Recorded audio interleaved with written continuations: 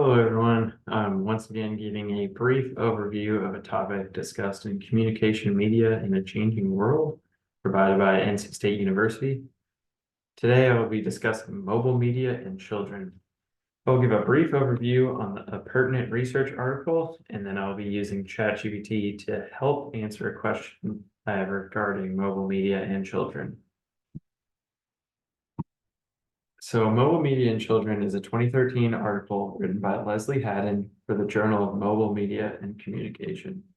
The article explores a range of research issues related to children and mobile media, which is our topic of discussion, as I said. So here are some key takeaways that I got from the article.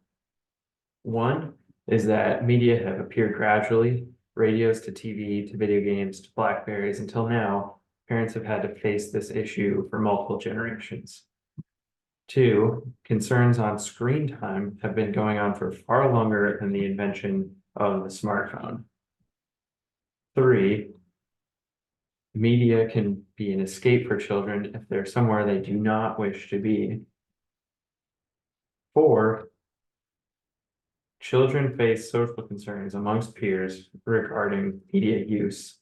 And five, parental monitoring has been increasingly difficult as private access to internet has become more available. And six, an exact age at which children should be given devices is still an ongoing debate. So these are the big takeaways from this article.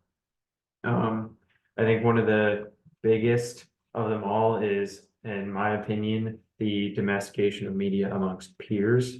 I think that as a parent, there is going to always be a struggle between having to give your child access to social media if they're being bullied, or if you were going to stand your ground, then you'd be faced with the consequence of your children being ostracized. But that's an extreme example. But nevertheless, I think it's really important. And I'm glad that Haddon discusses it in detail in his paper. So now I'm going to go to ChatGPT and I pose the question to ChatGPT. I am a new parent. At what point should I give my child a smartphone? What about a tablet? And I'm hoping that ChatGPT would give me a good answer, not necessarily a singular answer, but good answer. And generally it did. ChatGPT gave me some fairly insightful factors that I personally believe are important for parents to understand. So good job, ChatGPT. As it said, deciding to introduce your child to smartphones and tablets is a significant consideration for many parents. Here are some factors to think of.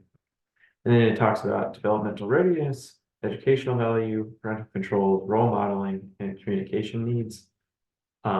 And then ChatGPT also gave a great disclaimer emphasizing there's no one-size-fits-all age for children to have access to media. And it suggests to the reader to stay informed on research in order to make informed decisions. So I mean, overall, I'm genuinely pleased with the response ChatGPT gave me. I'm glad it didn't generate a definitive answer pulled from a random data pool. I think the considerations were very relevant and did not appear to be systematically generated, as like an earlier ChatGPT might have given, just systematically generated from the data pool saying like, this is the ideal age because I grabbed this data pool from one singular article or gather this data from one Reddit comment. But anyway, I think a lot of what ChatGPT provided overlies nicely with Haddon's article, especially when considering developmental readiness, educational value, parental controls, role modeling, and communication needs. One thing I would have liked it to respond with is consideration to the child's peers. As I mentioned earlier, I think Haddon really emphasized peers as being important when we're talking about children and media use. And ChatGPT didn't really mention the peers of the child whatsoever. I think when I read through the answer of ChatGPT, it was kind of gauging more towards younger children, 2 years old children, not necessarily like 5 or 6 when that peer dynamic is gonna be a little stronger. But I think ultimately, if a parent were to ask this to ChatGPT, it would help them answering their question. Even if ChatGPT didn't provide a definitive answer, I'm really glad that it provided key factors and it provided disclaimer and told the reader to do their own independent research. So overall, good job, ChatGPT. All right, thanks for watching.